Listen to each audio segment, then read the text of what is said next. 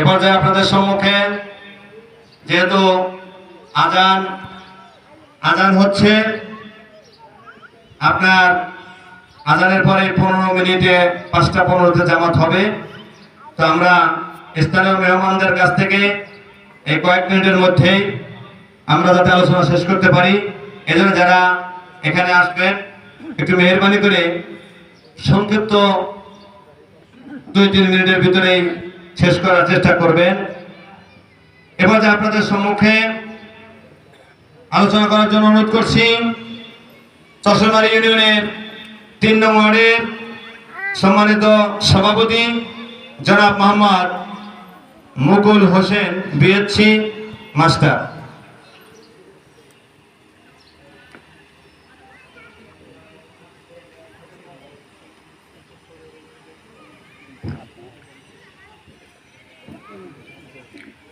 আসসালামু আলাইকুম ওয়া রাহমাতুল্লাহি তাআলা ওয়া বারাকাতুহু। প্রাণপ্রিয় সংগঠন শহীদি কাফিলা বাংলাদেশ জামায়াতে ইসলামী চরসলমারী ইউনিয়ন কর্তৃক আয়োজিত অনুষ্ঠানের সম্মানিত সভাপতি, সেই সাথে উপস্থিত আছেন রৌমারী উপজেলার আমির শ্রদ্ধেয় হায়দার আলী স্যার, সেই সাথে উপস্থিত আছেন ইসলামী ব্যাংকের সিনিয়র অফিসার